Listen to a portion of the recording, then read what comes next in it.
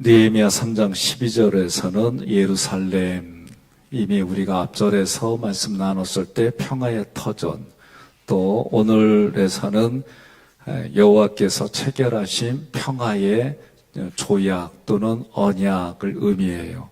할로헤스의 아들 살롬, 이것은 복음의 비밀을 계시하셔서 평화의 언약을 체결하셨다, 그런 의미가 됩니다. 그의 딸들이 중수하였고, 이 당시에 여인들 그 느헤미야에서 중수할 때 다 남자예요. 여기에서만 여인들이란 썼는데 딸들인데, 이게 무슨 뜻을 의미하냐면 천하 만민을 구원하는데 차별이 없이 불러주신다, 그런 의미예요. 그러면 이렇게 해석한 내용들을 좀 더 구체적으로 보겠습니다. 신명기 12장 21절에는 내 하나님 여호와께서 자기 이름을 두시려고 택하신 곳이 어디냐? 그게 예루살렘이에요. 예루살렘은 여호와의 이름을 두려고 택하신 곳이고, 그곳에서 하나님께서 성전을 세우게 해주셨어요. 그러면 그 성전에는 어떤 의미가 있느냐? 열왕기상 9장 3절 함께 봉독합니다. 여호와께서 그에게 이르시되 내 기도와 내가 내 앞에서 간구한 바를 내가 들었은즉 나는 내가 건축한 이 성전을 거룩하게 구별하여 내 이름을 영원히 그곳에 두며 내 눈길과 내 마음이 항상 거기에 있으리니. 아멘. 아멘. 하나님께서 그 성전에 마음을 두고 눈길을 둔다고 하셨어요. 느헤미야 3장 9절과 12절에서 예루살렘 성 절반씩 중수하게 해주셨어요. 이 얘기는 뭐냐면 모든 민족이 하나님 앞에는 구원을 받는데 차별이 없다는 거예요. 사역을 하는데 마찬가지. 그러니까 여러분과 제가 헬라인이나 야만인이나 사도 바울도 그랬어요. 그러니까 우리가 신앙생활 한다는 얘기는 하나님 앞에 구별이 없는 사람으로 부름받았다면 우리도 마찬가지예요. 이게 잘 아멘이 안 돼요. 예? 왜 그런가 하니 사람들은 누구나 다 자기 기준이 있어요. 그래서 자기 기준이 있어서 자기 소견에 옳은 대로 살아가요.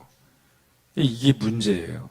저도 예수님 믿으면서 그러냐? 근데 제 마음을 살펴보면 동남아시아인들을 볼 때와 제가 유럽인들을 볼 때 내 내면 속에서 차별이 있더라고요. 없는 게 아니더라고요. 또 어렸을 때는 토요명화 그래가지고 그거 보면 미국인은 좋은 사람, 인디아는 나쁜 사람, 이렇게 인식이 돼 있더라고요. 제 마음속에. 대학 가서 보니까 청교도 혁명, 청교도인들이 갔지만 그 역사를 또 보니까 서로 계약을 맺고 잘 지내다가 그 인디언 추장의 아들하고 그 다음에 청교도들하고 서로가 관계가 틀어져요.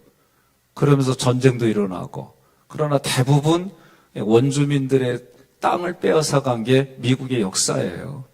또 열강들이, 세계의 제국의 열강들이 힘으로 사람들을 잡아다가 노예 만들고 그리고 식민지 했던 게 사실이고. 그러니까 이런 세계에서 평화라고 하는 것을 볼 때 힘이 평화였지 예수님이 말씀하는 게 평화가 아니었어요. 그러니 오늘날도 우리가 살아갈 때 여러분과 제가 저 사람이 배웠기 때문에, 저 사람이 물질이 가지고 있기 때문에, 저 사람이 권력이 있기 때문에 우리들 내부에조차도 거기에 대한 평화가, 그리스도가 말하는 그 평화가 있을까? 저도 제 자신 뒤돌아보니까 그게 온전히 있지는 않더라. 그러니 오늘 우리가 예수 믿으면서 차별 없이 서로에게 이 일들을 간다? 또 교회 행정을 하면서 그런 정신을 가지고 하지만 실제적으로는 그 적용을 또 어떻게 돼? 또 다른 문제다? 저는 그렇게 보고 있어요. 여러분, 오늘 우리가 성경 말씀을 통해서 생각해야 될 부분들 중에 하나가 뭐냐? 예루살렘 할 때 평화의 터전으로 우리가 배웠어요. 그래서 어원은 예루엘, 그리고 거기서 야라, 그래 던지다, 예, 쏘다, 가르치다, 비를 내리다. 여기에서 하나님이 우리에게 던진 말씀이 토라. 그런데 이 토라는 오늘 우리에게 이른 비와 늦은 비처럼 우리에게 비를, 은혜를 부어주셔서 때로는 보혈의 토양으로 우리를 덮어주시는 거다. 오히려 세상 풍조로 우리 안에 쓸려나가면 돌과 같은 그런 완악한 마음들이 드러나는데, 돌을 빼내는 게 아니라 오히려 예수 그리스도의 보혈로 우리를 덮어주신다. 그래서 그 사망이 건너간다. 그게 6월절의 개념이다. 말씀을 드렸어요. 그럼 오늘 그 예루살렘에서 평화, 살렘은 평화인데, 그러면 이 평화라고 하는 부분이 어떤 의미냐라고 할 때, 여호와 하나님께서 우리와 맺으신 언약이 살렘, 평화라고 하는 거예요. 그러면 이 평화는 하나님과 우리의 관계가 뭐라고 그럴까? 조건이 또는 그 계약 관계의 모든 조건이 충족된 상태가 살렘, 이런 뜻이에요. 하나님이 믿음의 조상 아브라함과 맺은 언약, 그 이후에 그 언약 아래 있는 사람들을 우리는 성도라고 불러요. 하나님께서 창세기 15장 4절로 5절 말씀에 내 몸에서 날 자가 내 상속자가 되리라. 그리고 하늘의 별을 보여주셨어요. 그러면 이 말씀 하신 이후에 아브라함에게 하나님께서 이 계약을 확증시켜 주시려고 또다시 계약을 맺어요. 그 계약은 뭐냐? 동물을 잡아가지고 쪼개서 마주대하게 해요. 그러면 이 당시에 고대 근동에서 이런 행위, 의식은 어떤 거냐면, 계약을 맺는 사람들이 쪼갠 짐승 사이를 지나가요. 그래서 계약을 지키지 않으면 너도 이와 같이 죽임을 당하는 저주를 받는다라고 하는 약속이에요. 이 사람들 약속 들어보면 겁나게 무서운 거예요. 생각해 보세요. 여러분과 제가 자그만 약속이라도 동물을 쪼개고 그 사이를 둘이 지나가.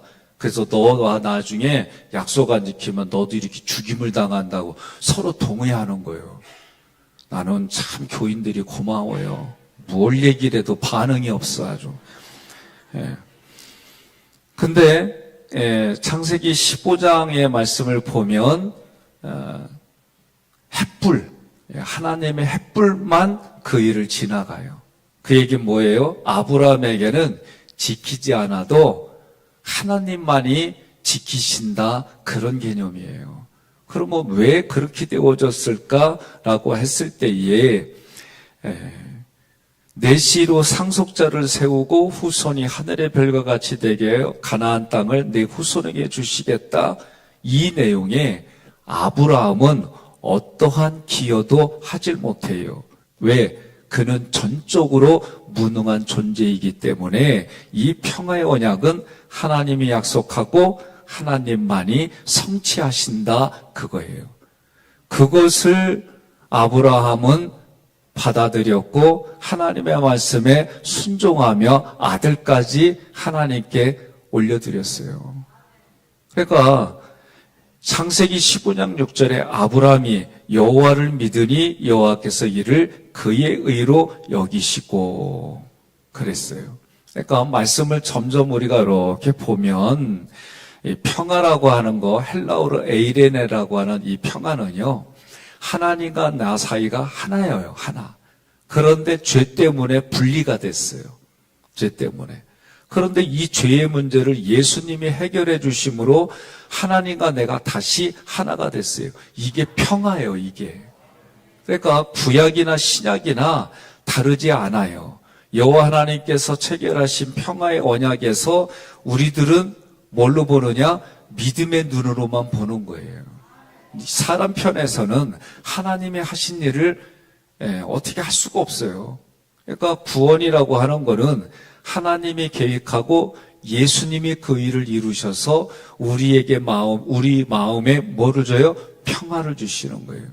이게 하나님의 계약은 하나님만이 이루시고 하나님이 계획하고 그 말씀대로 계획대로 예수님이 이루신 거예요. 그러니까 여러분과 저는 예루살렘이라는 이 단어 속에서 주님 내 눈을 밝혀주셔서 예수님이 하신 일이 내게 믿어지게 해주세요. 예?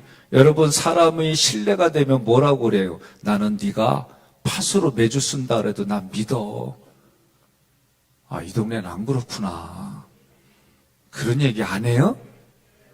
하잖아요. 그러면 옆에 분한테 그래요. 힘들어도 아멘 해야 목사님도 아멘 소리 듣고 힘내 그러세요. 네? 네. 두 번째로 할로헤스의 아들 살룸. 예. 할로헤스의 아들 살룸. 이 할로헤스는 히브리어로 로헤시 단어를 할 때 로헤시 이렇게 불러요. 그래서 속삭이다, 마법을 걸다 라는 단어 라시에 간사를 붙여서 만들어진 이름이에요. 수군거리다, 술사의 주문소리와 같다. 그런데 이게 신앙으로 의미로 보면 숨겨져 있는 비밀을 은밀히 계시하는 그런 뜻이 있어요. 그러면 본문에서는 이 신앙적인 이름으로 쓰였어요. 이 이름은 숨겨져 있는 비밀을 은밀히 계시한다. 그러면 할로헤스의 아들 살룸에서 살룸은 언약을 성취하여 평화를 이룬다라는 뜻이 있어요. 그래서 이 살룸은 숨겨져 있던 비밀을 은밀히 보여주는 거예요. 그럼 성경이라고 하는 말씀을, 구약의 말씀을 보면 율법을 하나님 우리 주셨는데 율법도 우리에게는 좋은 거예요. 선한 거예요. 그러니까 하나님이 우리에게 하신 모든 것들은 선한 거예요. 하나님의 하신 말씀, 우리가 처음 부대끼는 것 중에 모세오경 중에 레위기 읽다 보면 민수기 또는 창세기, 출애굽기, 레위기, 민수기, 신명기까지 여러분 읽다 보면 헌신이라는 단어가 어디에 쓰이냐면 우리는 우리의 몸을 하나님께 올려드리는 거예요. 헌신이. 그런데 이스라엘 백성들이 늦게 내려오는 시내산에서 늦게 내려오는 그 모세를 기다리다가 지쳐가지고 자기들이 금송아지를 만들어요. 그리고 금송아지를 만들어서 가증한 짓을 해요. 그런데 이 가증한 짓을 하는 사람들을 하나님은 진멸하라고 그래요. 그때 레인들에 의해서 죽임을 당한 사람이 3,000명이에요. 신약에 와서는 베드로에 의해서 죽을 영혼들이 3,000명이 복음을 듣고 예수 믿어요. 그러니까 성경을 볼 때에 아니 그 모습을 뭐라고 그러냐면 구약의 그 모습을 헌신이라고 얘기를 해요. 그러니까 우리 이성으로 성경의 말씀을 접근하면 한계가 있어요. 그런데 구속사 관점으로 보면은 하나님이 우리에게 다 의미 있게 주신 말씀들이에요. 그러니까 이 성경을 겉으로 볼 때는 율법을 전한 것 같지만 그 속에는 우리를 살리려고 하시는 하나님의 은혜, 하나님의 계획을 이루려고 이 땅에 오시려는 예수님에 대해서 비밀로 구약은 씌어진 거예요. 그런데 예수님이 오면서 그 비밀이 다 해제가 됐어요. 그래서 구약은 제가 늘 이런 얘기해요. 구약은 오실 예수님에 대한 기록이에요. 그래서 오실 예수님이 무슨 일을 할 것인지 비밀로 계시된 거예요. 그런데 비밀이신 예수님이 오셔가지고 보여주셨어요. 더 이상 비밀이 아니에요. 그래서 성경은 뭐라고 그래? 에베소서나 골로새서 보니까 하나님의 비밀이 예수 그리스도, 예수 그리스도의 비밀이 교회, 교회의 비밀이 오늘 우리에게 전달되어져서 모든 만물들이 그 비밀이신 예수 그리스도를 기다린다. 예? 에베소 골로새서 얘기가 그 얘기예요. 그게 우리를 통해 나타나는 거예요. 그러면 여러분과 저는 이제 에베소서 6장 정도에서 얘기를 하는 신앙의 수준은 뭐예요? 내가 하나님의 영광입니다. 하나님의 대리자입니다. 그럴 때마다 마귀는 뭐라고 그래요? 꼴값하네. 아이고, 그러는 네가 어제는 이렇게 살았냐? 막 이 내면에서 우리 생각과 감정에 그렇게 찔러. 그럴 때마다 여러분과 저는 나 값의 가치를 해. 너는 그렇게 볼지 몰라도 하나님 보시기에는 예수를 희생하면서까지 나를 살려주신 가치 있는 사람이야. 그러면서 자꾸 여러분들이 주변과 자기 마음속에 불편한 게 있어도 자기가 자꾸 마음으로 믿은 걸 입으로 고백하는 거예요. 뭐라고? 나는 예수 짤이야. 나는 예수 짤이야. 그러면서 사는 거예요. 여기에 불편한 분 있으면 지금 손들어요. 아니 이렇게 얘기를 했는데도 못 알아듣겠다 그러면 뭐라고 그래요? 그 얘기에 옆에다가 아직 하나님의 때가 아닌 게비요. 그리고 우리는 지나가야 돼요. 그러니까 신앙생활하면서 자기의 생각과 감정으로 스스로 찜질방 가지 말라는 거예요. 계속 왜? 그래서 너희는 위를 봐라. 밑에 땅을 보면 돈 있나. 허리 꼬부라지다 결국은 땅하고 키스해. 그러면 가는 날이야 그날은. 근데 우리는 뭐예요? 위를 보는 거예요. 위를 자꾸. 그 위에서 부어주시는 거 보고. 육신도 위 보면은 어떻게 해요? 척추가 곧아져요. 가슴에 폐부가 열어지고. 육신도 그렇게 하나님이 만들어 주신 거예요. 그러니까 우리는 위를 보고 살아가는 사람들이지 땅을 보고 살아가지 마요. 근데도 여전히 땅 보고 부동산에 목숨 걸어. 안 그래요? 예. 자, 할로헤스라는 단어도 복음의 특성과 비슷하다. 왜? 할로헤스는 두 가지 뜻이 있다고 그랬죠. 마술사가 중얼중얼 거리는 그런 걸로, 마술이라는 건 사실은 사람들을 속이는 거예요. 마술은요, 진짜 어떤 신비한 능력이 아니에요. 마술 그거 다 눈속임이에요. 속이는 거예요. 그러니 할로헤스는 그렇게 속이는 것 같지만 실상은 숨겨져 있는 비밀을 계시한다. 그래서 거짓에 사로잡혀 있는 사람들을 깨우친다. 그런 뜻이에요. 그러면 복음이라는 게 이런 할로헤스처럼 비슷한 게 뭐냐? 성경의 역사를 보면 사람을 미혹하는 술법처럼 취급을 당했어요. 구약의 선지서들을 보면 하나님의 말씀을 전했어요. 그러면 그 말씀을 듣고 회개하고 돌아서는 인간들도 있었지만 그 말 듣기 싫어가지고 선지자들을 죽이는 일들이 많았어요. 또 예수님이 오셔서 뭐라고 그래요? 말씀을, 율법을 완성하러 오셨다. 그리고 자기 자신을 하나님의 아들로 본인도 증언했어요. 그랬더니 유대인들이, 종교 지도자들이 오히려 예수님한테 신성 모독했다고 십자가에서 죽여버렸어요. 스데반과 초대교회 성도들도 유대인들에게 이단으로 정죄받았어요. 그래서 스데반도 죽었어요. 돌 맞아 죽었어요. 스데반 집사님 어떻게 해요? 오히려 그들을 위해서 기도했어요. 그런 가운데 하나님이 눈을 열어주셔서 천국을 보고 가신 분이에요. 로마 제국은 어떻게 했어요? 기독교가 로마의 전통을 파괴하고 자기들이 믿는 황제를 신으로 믿는 이런 곳에 불운 세력이다 해가지고 다 죽여버렸어요. 이유는 뭐예요? 질서를 깨트린다는 거죠. 질서를 깨트린다는 이름 하에 복음이 그런 미혹당하는 걸로 판결해서 다 죽여버렸어요.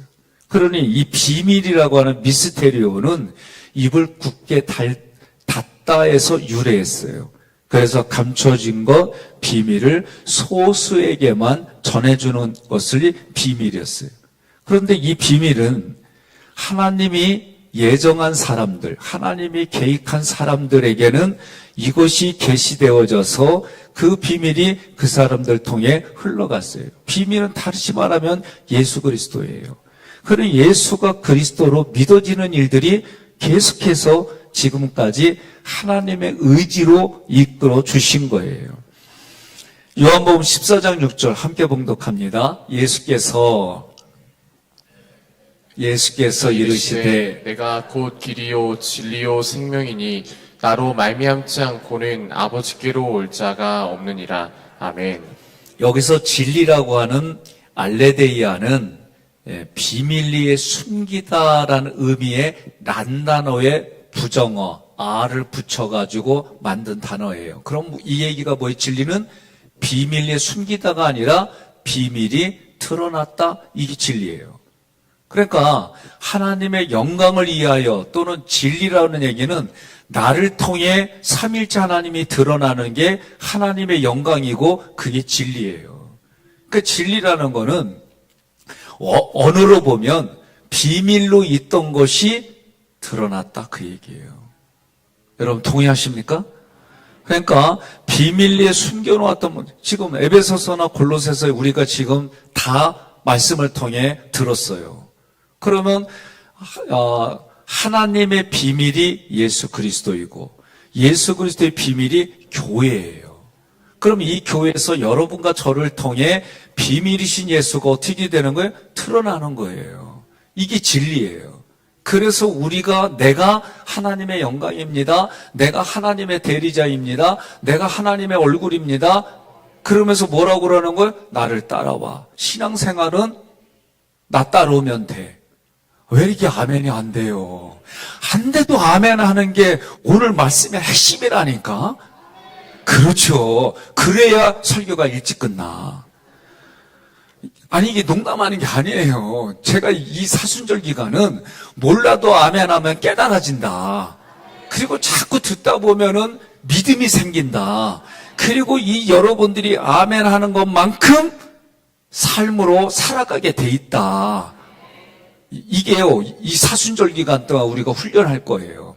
한쪽에서 막연한 자꾸 우리 생각과 감정에 자기의 생각을 잡고 살아가게 그렇게 돼 있다니까요. 그런데 하나님은 때로는 우리의 이성과 과학과 논리를 초월해서 우리 마음에서 역사하세요. 이런 경험들이 때로는 우리에게 뭐가 되냐면은 그냥 말씀이 믿어지는 믿음이에요, 그게. 그래서 이런 체험들을 다 하게 돼 있어요.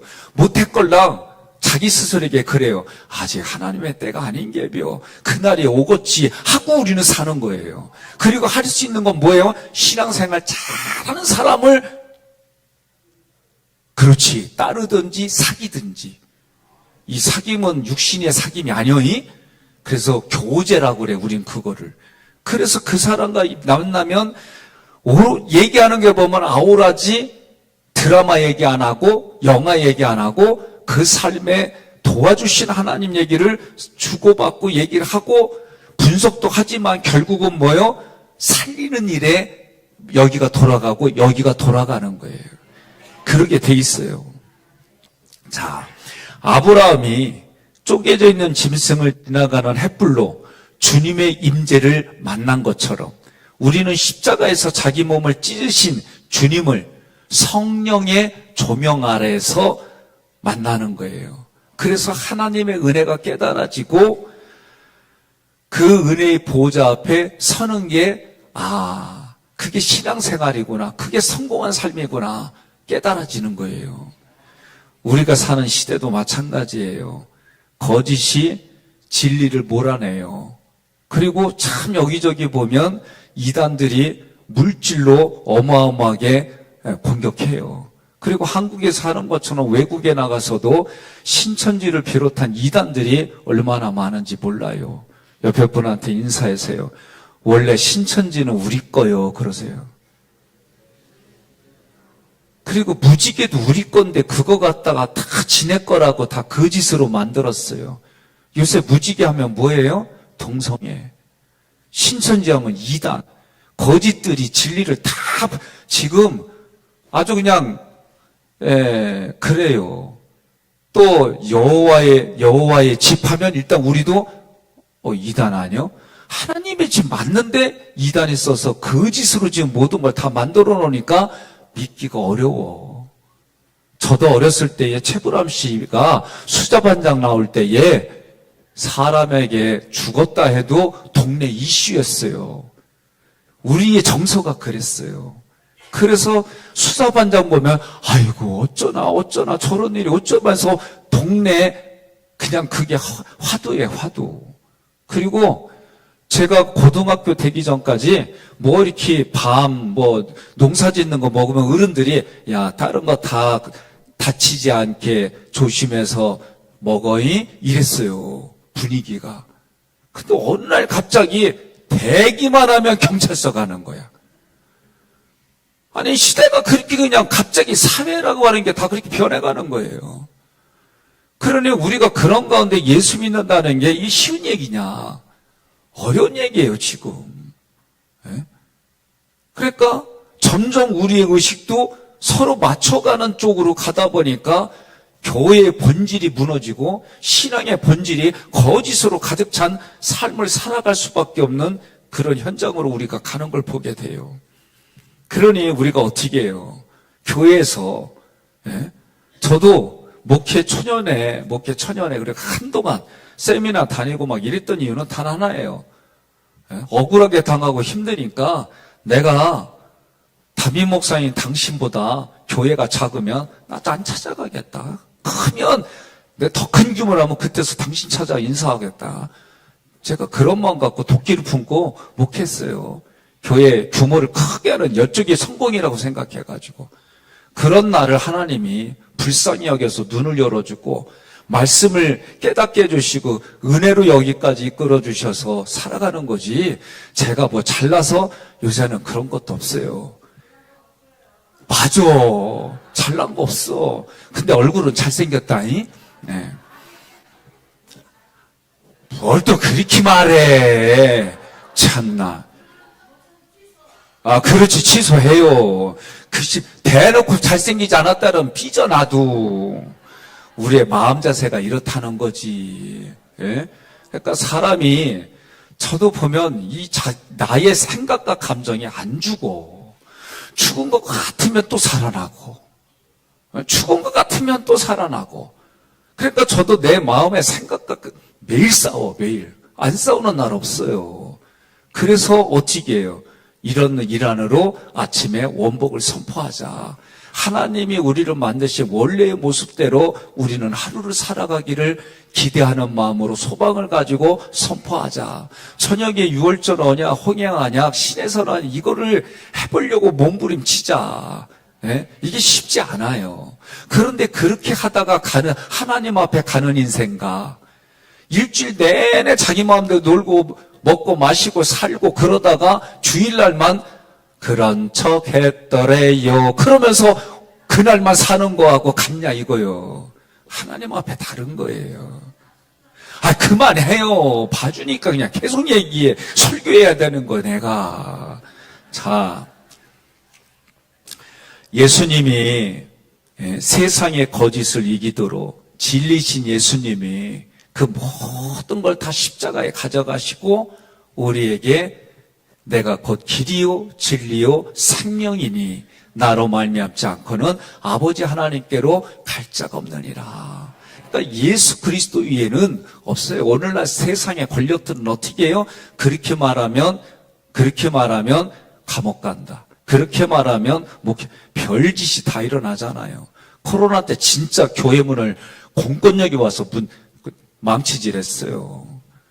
여러분, 이런 일들이 우리나라에서 일어나니까 이제는 점점 성경이 요한계시록에 말하는 세계 정부로부터 통일된 정부로부터 다양한 일들이 이렇게 저렇게 나타나나 고민스러운 게 많아요. 그러니까 여러분들이 교회를 문 닫게 하는 일에는, 이거는 목사는 교회에서 예수를 그리스도로 고백하게 하는 곳이기 때문에 그걸 막는 일에는 파란 당 빨간 당 상관없다니까. 저에게는 교회를 지키는 게 내 목숨을 지키는 것 같은 거예요.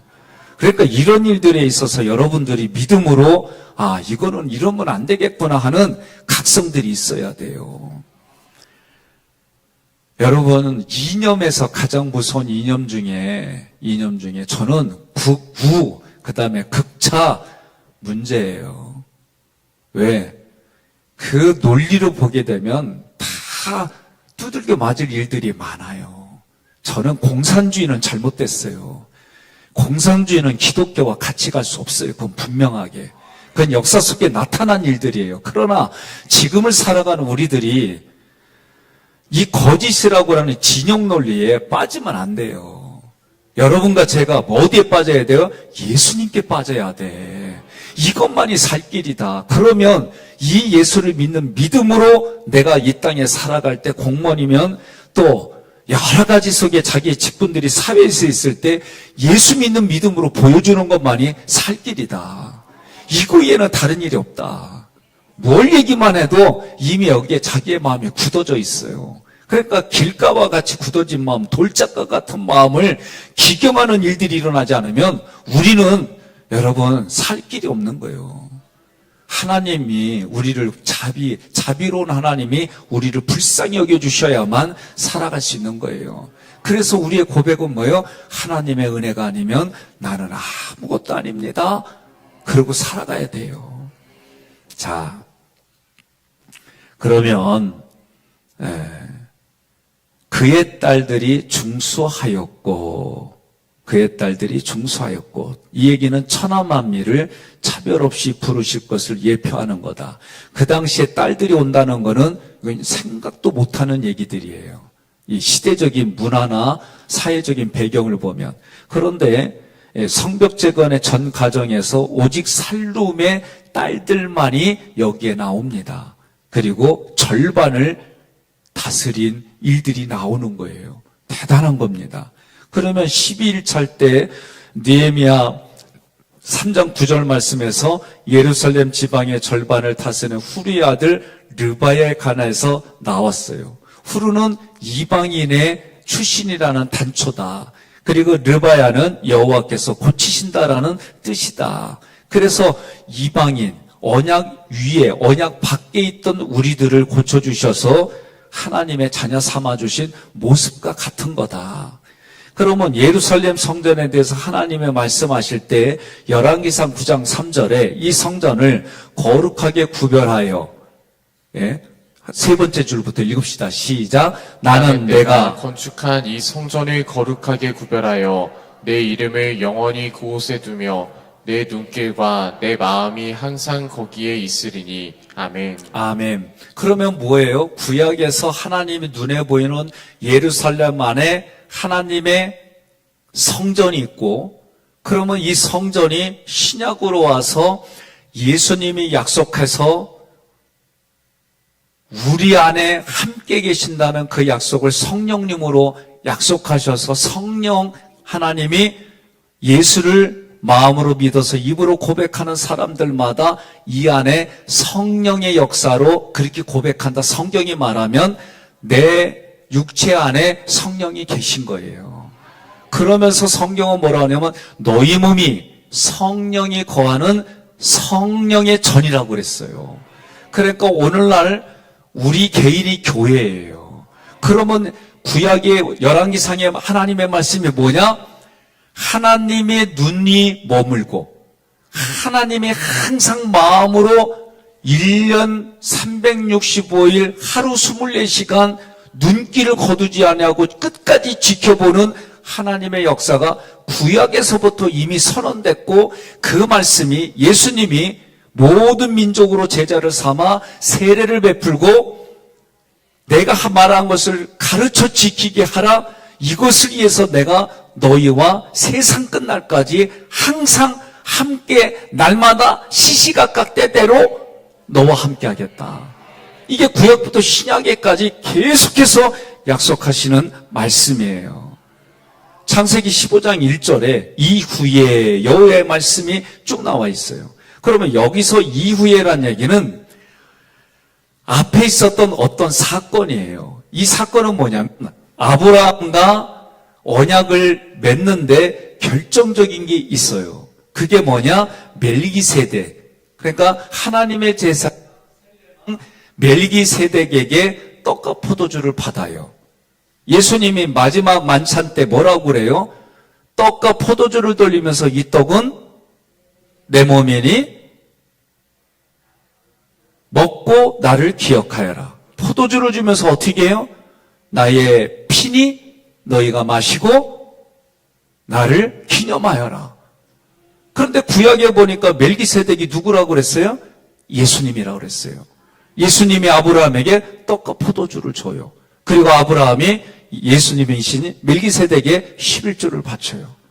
그러니까 여러분, 구약과 신약을 그 상징을 곰곰이 풀어가면 오직 성경은 누구에 대한 얘기냐? 예수 그리스도에 대한 얘기예요.